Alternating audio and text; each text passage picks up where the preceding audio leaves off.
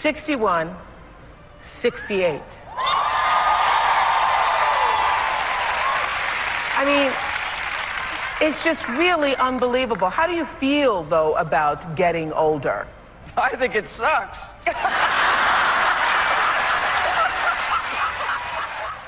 There are doors that refuse to close.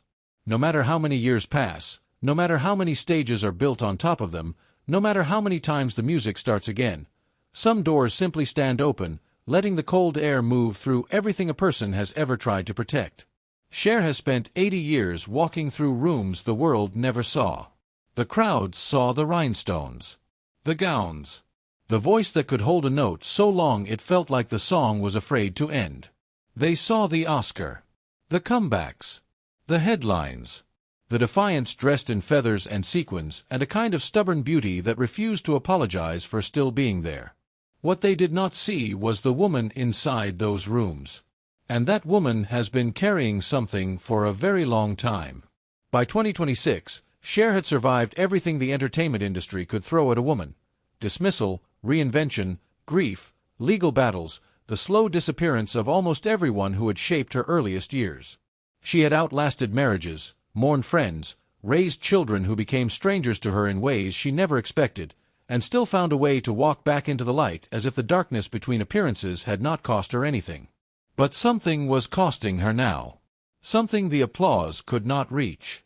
And if you think you know the full story of what is happening to Cher at 80, you do not. Not yet. Before there was a legend, there was a child who had already learned the cruelest lesson life teaches early: that love can be entirely real and still fail to protect you. Her name at birth was Cherilyn Sarkisian. Born in 1946 in El Centro, California, into a life that moved the way water moves around obstacles, always finding a different shape, never staying still. Her mother, Georgia Holt, was beautiful and restless in the way women become restless when the world refuses to give them enough room. Georgia had ambitions that no living room could contain, and she had a daughter who needed something Georgia could not always provide: permanence. Her father, John Paul Sarkisian, was largely absent. Not a ghost, exactly, but close enough that the empty space beside her mother felt like a kind of answer. Money came and went. Homes changed. Adults rotated in and out of her life with the casual indifference of people who do not understand that a child measures safety by counting the things that stay. The orphanage came early. Cher was placed there not because she was unwanted, but because her mother had no other options. No money. No secure work. No hand strong enough to hold the institution at bay. Georgia loved her daughter. That was never the question. The question, the one that settled into the child's chest and never fully left, was why love had not been enough to keep the glass from standing between them. A little girl waiting at a window learns something that no classroom will ever teach. She learns that the people who love you most can still stand on the wrong side of the door. She carries that knowledge forward into every room she ever enters after that. Into every relationship, every contract, every marriage, every courtroom. Cher carried it into all of them. The classroom offered no rescue. The letters would not settle on the page the way they seemed to settle for other children. Words blurred, resisted, moved. Years later, dyslexia would give a name to what she had been living with since childhood. But as a girl, she had no such protection. Without a diagnosis, struggle can be mistaken for laziness. Difficulty gets read as defiance. The child who cannot make the letters behave becomes, in the eyes of certain adults, the child who will not. She sat at a desk and felt the particular humiliation of being misread by the people responsible for reading her correctly. The chalkboard was another stage where she kept failing in public. Other children answered, moved on, belonged to the rhythm of the classroom without effort. Cher held on and kept going, the way she would keep going for the rest of her life, not because it was easy, but because stopping felt like something she could not afford. At 16, she left school and went to Los Angeles. Not with certainty. Not with a plan. With the restless courage of a person who has never been fully held by one place and has therefore learned not to need the holding. The city received her the way cities receive the young and hungry, with complete indifference. Los Angeles did not care that she had come from instability, from rooms that kept changing, from a desk where the letters would not obey. It cared only about what she could do, and she had not yet proven that she could do anything at all. That was when Sonny Bono walked through a door she had not yet thought to open. He was older, experienced, connected to rooms she had not yet learned to navigate, recording studios, producers, the invisible machinery that turns a voice into a career. To a girl who had grown up without a father, without permanence, without anyone who knew how the important rooms worked, Sonny arrived looking less like a stranger than a solution. He saw the unusual quality in her before America did. The low voice that belonged to no easy category. The long dark hair, the stillness, the face that did not look like anyone else being pushed toward a microphone in 1963. He understood the music industry in ways she could not yet access, and he was willing to bring her inside. That is the truth of it, and it is important to hold the whole truth at once. Sonny opened doors for her, and Sonny stood very close to the handle. The same person who helped create her entrance also shaped what that entrance looked like and how much of it she controlled. Then I Got You Babe arrived, and America did not simply listen. America adopted them. Sonny and Cher became a piece of domestic American mythology, the mismatched couple that somehow worked, the teasing and the warmth and the rhythm of two names joined so tightly they sounded like one word. Their television show moved the act into living rooms across the country, into the spaces where families gathered and laughed at the familiar dynamic of a woman sharper than the man beside her being framed as the punchline of his joke. The audience loved it. The audience loved her. But the audience loved the version of her that stood beside him, and that distinction, which appeared small on a poster, carried real weight in private. You can be adored by millions and still spend years wondering whether any of them would recognize you if you stepped out of the frame they had built around your image. Cher stepped out of that frame in 1974. The divorce from Sonny in 1975 was more than the end of a marriage. It was the dismantling of the structure America had built around her name. Every public love story contains private architecture, and when that architecture comes apart, the person living inside it does not simply find freedom on the other side. They find cold air, unfamiliar ground, the exhausting labor of becoming visible again without the outline everyone already knew. Gregg Allman arrived in the space left by Sonny's departure, and the collision of those two worlds, her glittering pop life, his southern rock gravity, his road-worn voice and heavier nights, looked fierce and romantic from the outside. They married in 1975, barely a breath after her previous life had ended. Inside the house, the light was more complicated.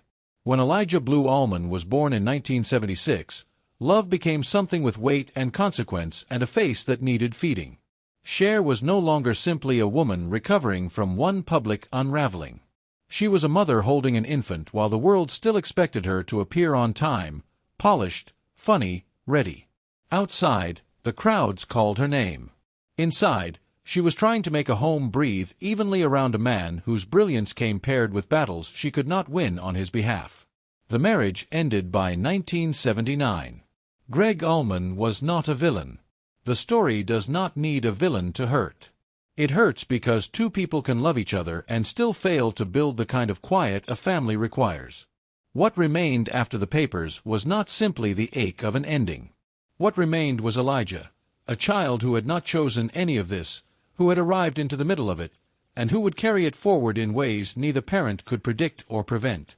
The film roles came, and they changed everything. Silkwood gave her gravity. Mask gave her something rare, the chance to disappear into grief and love and ordinariness in a way that audiences had never been permitted to see from her. The Witches of Eastwick placed her inside an ensemble of women who moved through the film with appetite and wit and adult force. And then Moonstruck set an Oscar in her hands on a night that mattered not because it erased the years of being misunderstood. It didn't, but because it made those years stand behind her like formal ghosts, witnesses to how long she had been waiting for the room to catch up to what she had always been. Before that night, the Bob Mackie look she wore to the Academy Awards in 1986 had already become its own act of refusal. Black feathers, exposed defiance, a silhouette that dared the industry to keep calling her unserious. It was more than fashion. It was a woman refusing to shrink herself to a size that would make other people more comfortable declaring her an artist. The industry kept reaching for its expiration date stamp. Cher kept arriving before it could be pressed to her name. Believe in 1998 did something technically remarkable and emotionally precise. A voice the world already knew was run through something new, made metallic, futuristic, strange, and still the wound inside the song remained entirely human. A woman in her 50s singing about survival with a voice that sounded like it had traveled through fire and come back colder and brighter. The world called it a comeback. Cher's life had never moved in one clean arc of departure and return. It had moved in something closer to refusal, a refusal to stay where the industry tried to place her, to age the way women were expected to age, to disappear when disappearing became the easiest choice. Believe reached #1 in countries she had never imagined would still be waiting for her. Then 1998 also asked her to stand in a church and say goodbye to Sonny. He died in January of that year, a skiing accident in Nevada, abrupt and absolute in the way only accidents can be. The man who had opened her first professional doors, who had stood so close to the handle, who had helped build the structure she had needed to outgrow. He was gone before any remaining conversation could happen, before any settling of old accounts or quiet acknowledgement of what they had truly been to each other. That kind of grief does not fit neatly into the category of mourning a former husband. It holds more than that. It holds the weight of a shared beginning, the imbalance of those early years, the tenderness that was genuinely there alongside the control, the strange ache of losing someone who had already been gone from daily life for years and still managed to leave an absence that felt new. Cher stood at that funeral carrying all of it. The public remembered Sonny as the smiling half of a beloved pair. Cher carried the fuller version, the man who saw her first, the man she had needed to leave, the father of her child, the chapter that could no longer be revised, even slightly, even in a phone call, even in the ordinary human way of people who shared a history and eventually made a kind of imperfect peace. A song the country still knew had become a room with one voice permanently missing from it. 2 years later, Gregg Allman was also gone. The people who had shaped the earliest rooms of her adult life, the fathers of her children, the men who had stood beside her in the chapters that made her famous, were becoming photographs. Old clips. Songs played back from years the world could watch but never touch again. Through all of it, the children remained. Chaz and Elijah. 2 lives that had begun in the middle of her most public chapters and then continued forward into their own difficult territories, far beyond the reach of her fame or her will or her money. With Chaz, Cher learned publicly what many parents learn in the privacy of their own homes, that loving a child requires more than the certainty of that love. It requires the willingness to be corrected, to listen past your own discomfort, to love the person in front of you more than you love the version of them you had already assembled in your imagination. The stage had trained Cher to project certainty. Parenthood asked for the opposite. It asked for the humility of a person who is willing to be wrong and remain. With Elijah, the reckoning came later, and harder, and in the particular cold language of courtrooms. In 2023 and into 2024, Cher sought a form of conservatorship connected to concerns about his well-being. That effort was withdrawn after a private agreement was reached. The public paid attention for a moment and then moved on, the way the public moves on from things that resist simple narrative. But the story did not end. In April of 2026, reports emerged that Cher had filed again. This time seeking a professional fiduciary, a man named Jason Rubin, to serve as temporary conservator over Elijah's affairs, rather than seeking the position for herself. The petition alleged that his condition had significantly deteriorated. It raised concerns about mental health, about substance use, about his ability to manage his own financial affairs. It used the careful, measured, bloodless language of legal proceedings to describe something that had a mother's fear running underneath every sentence. On April 24, 2026, a Los Angeles judge denied the temporary request without prejudice. The court said it did not find sufficient immediate urgency at that moment, language that carries its own particular cruelty, because it means nothing is resolved, only postponed. The door is still standing open. The filing can be returned to. Reports also surfaced that Elijah appeared remotely during the proceedings from a psychiatric facility in New Hampshire, where he was also facing separate criminal charges. These are cold facts. They belong to a language made for courts and dockets and the careful neutrality of legal record. But behind them is a woman approaching 80 years old, with a name the entire world recognizes, sitting with the knowledge that fame cannot make a child pick up the phone. Money cannot reach a person who is unreachable. The force of will that carried her through every professional catastrophe of her life has no jurisdiction here. A mother's love, even a love with the resources and the public platform and the decades of demonstrated survival that Cher possesses, cannot command another person's recovery. A phone on a table becomes its own kind of stage. It does not ring when a mother needs it to. A hallway outside a courtroom is another kind of backstage, except there is no applause on the other side. There are only papers and doors, and people speaking in the careful professional language of people being paid to speak carefully about things that are, underneath the language, simply heartbreak. The public sees the gowns, the red carpets, the interviews where Cher's humor arrives sharp and perfectly timed, where she seems to exist slightly outside the reach of ordinary damage, where the image of a woman indestructible enough to have survived everything the industry threw at her seems to hold without fracture. Cher received the Kennedy Center honor in 2018. She was inducted into the Rock and Roll Hall of Fame in 2024, an acknowledgement that arrived late enough to carry its own particular ache, the way official recognitions often do when they come after decades of a woman having to keep proving something the room should have accepted the first time. Her memoir, published in 2024, gave her something none of the stages had ever quite offered, the chance to place her own hand on the record. To speak from inside the legend rather than be described from the outside of it.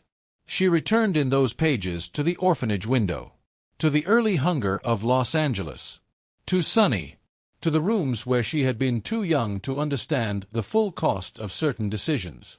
One detail struck with the force of something that had been waiting its whole life to be said aloud. When Cher legally changed her name in 1979, she discovered that the name on her birth certificate did not match the name she had always believed was hers. Even that paper, the one document meant to settle the question of who a person is, carried a small fracture, a small unreliability. The single syllable the world had learned to chant across 4 decades was not merely a brand. It was an act of possession, a declaration, a way of saying, after every name attached to fathers, stepfathers, husbands, contracts, stages, and headlines, this one is mine. This one I chose. This one no one can take back from me. There is also Kaavan, the elephant, held in a Pakistani zoo for years in conditions that left him isolated and profoundly damaged by the time the world started paying attention, became one of the causes Cher put her name and her energy behind in 2020. The image has a precision to it that is difficult to look away from. A large, lonely creature stepping for the first time out of a confinement that had defined the shape of its life, while the woman who helped push that door open had spent decades stepping out of her own invisible confinements. The frames built by industry, by marriage, by public expectation, by the slow accumulation of other people's definitions of who she was allowed to be. It looked like recognition, between one form of captivity and another. Between 2 creatures that had both been held somewhere smaller than their actual size. Cher did not emerge from all of this into some clean and peaceful final chapter. That is not how her life has moved. It has never moved that way. She kept working. She kept appearing. She kept writing and speaking and returning to stages that had watched her leave and come back so many times the returning had become its own form of identity. Around her, the people who had built the earliest rooms of her life disappeared one by one into memory. Georgia Holt, her mother, the beautiful, restless woman who had once stood on the wrong side of the glass, was gone. Sonny was gone. Gregg was gone. The collaborators and the rivals and the witnesses to her first decades of survival were becoming the past tense. And Cher remained. Not unchanged. Not untouched. Not the same woman who had left El Centro at 16 with nothing but the restless courage of someone who had never been given a permanent place to stand. But still standing. At 80, that is not a small thing. It is, in fact, an almost incomprehensible thing when you hold it against the full weight of what it cost. The world calls her indestructible because it has watched her keep standing. But standing is not the same as being untouched. Endurance is not the same as invulnerability. Every time Cher walked back into the light, she was carrying the rooms she had just walked out of. The grief that had not finished with her. The legal proceedings that used cold language to describe her child's pain. The absences that had accumulated into a silence no concert could fill. She is not indestructible because she never broke. She is indestructible because she kept learning how to live after each breaking.